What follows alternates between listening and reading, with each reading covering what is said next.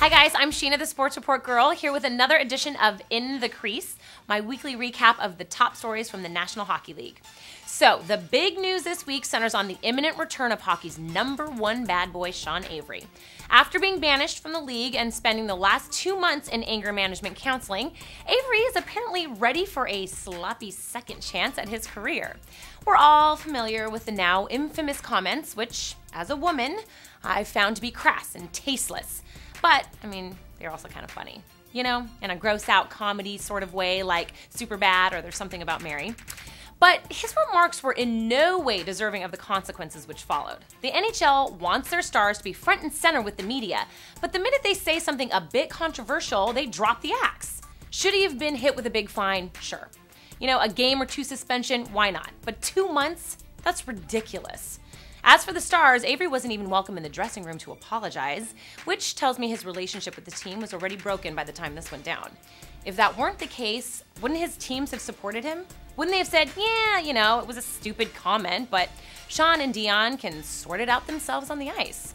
Clearly, Avery wasn't accepted. Thing is, he's an agitator. He is supposed to get under people's skin. Ideally, not his own teammates, but now we're hearing reports that he's a changed man. Which begs the question, why would any team want a kinder, gentler Sean Avery? I mean, he may be a jerk-off, but if he's on your team, you understand that he's your jerk-off.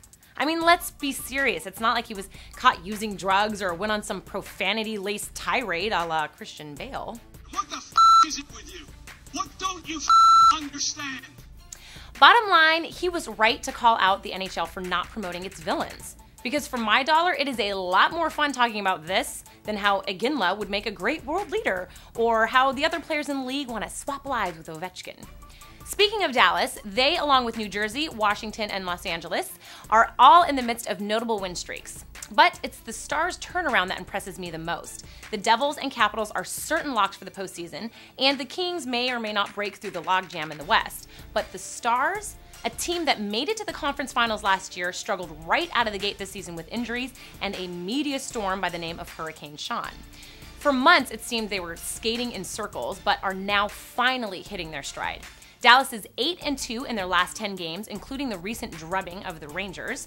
More importantly, they have a record of 11-1-1 in their last 13 home games, which is significant because they only have 2 more road games the rest of February. By the end of the month, don't be surprised if Dallas is sitting in one of the top spots out west.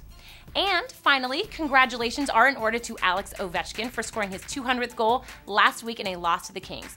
Alexander the Great becomes only the 4th player to score as many goals during his first 4 years in the NHL, joining Wayne Gretzky, Mike Bossy, and Mario Lemieux. On second thought, who wouldn't want to swap lives with Ovechkin? Okay guys, that is it for this edition of In the Crease, but please don't forget to leave your comments. We love to hear from you. And if you like the show, be sure to subscribe and tell a friend. See you back here next week. Bye.